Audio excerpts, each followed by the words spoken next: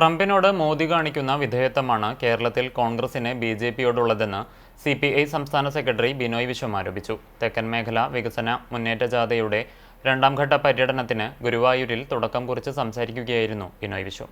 കേന്ദ്ര ബജറ്റിനെക്കുറിച്ച് UDFന് ഒന്നും പറയാനില്ലാത്തത് ഈ വിധേയത്വമുള്ളതിനാലാണ്. കേന്ദ്രം കാണിക്കുന്ന കടുത്ത അവഗണന ചൂണ്ടിക്കാണിച്ച് കേരളത്തിലെ പൊതുവികാരം ഒറ്റക്കെട്ടാണെന്നറിയിക്കാനായിരുന്നു നിയമസഭയിൽ പ്രമേയം കൊണ്ടുവന്നത്. നിർഭാഗ്യവശാൽ പ്രതിപക്ഷത്തിന്റെ ഭാഗത്തുനിന്ന് ഒരാൾ പോലും ചർച്ചയിൽ പങ്കെടുത്തില്ല.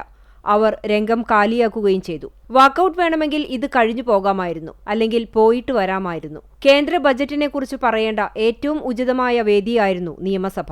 ആ സഭയെ ഉപയോഗപ്പെടുത്തി കേരളത്തിന്റെ വികാരം ഒന്നാണെന്നറിയിക്കാൻ കിട്ടിയ ഏറ്റവും നല്ല അവസരത്തെ UDF ദുരുപയോഗം ചെയ്തു. ഇത് യാദൃശ്ചികമായല്ല. ട്രംപിനെപ്പറ്റി പറയാൻ മോദിക്ക് ഭയമാണ്. ട്രംപിന് ഇന്ത്യയെപ്പറ്റി എന്തും പറയാമെന്ന അവസ്ഥയായിരിക്കുന്നു. കരാറുകൾ പ്രഖ്യാപിക്കുന്നത് ട്രംപിന്റെ എക്സിലാണ്.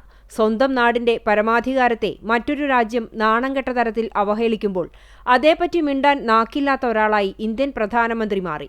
ഇത്തവണ തെരഞ്ഞെടുപ്പിൽ LDF ചരിത്ര വിജയം നേടുമെന്ന് യാതൊരു സങ്കോചവുമില്ലാതെ പറയാൻ കഴിയും.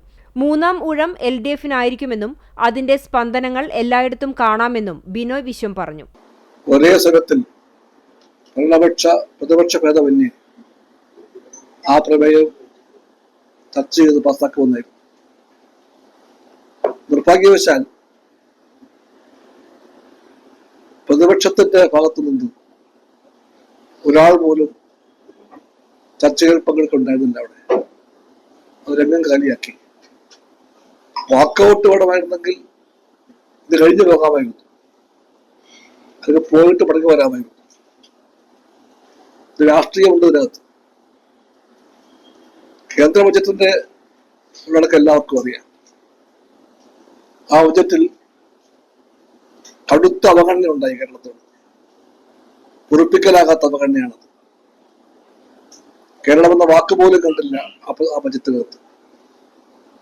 ഏറെക്കാലമായിട്ട് കേരളം കാത്തിരുന്ന ഒന്നും അതിൽ സ്ഥാനം പിടിച്ചില്ല. ജാഥ manager M. Swaraj, CS Sujatha, advocate P. വസന്തം, CPM ജില്ലാ secretary KV Abdul Khader, NK Akbar MLA തുടങ്ങിയവരും വാർത്താസമ്മേളനത്തിൽ പങ്കെടുത്തു.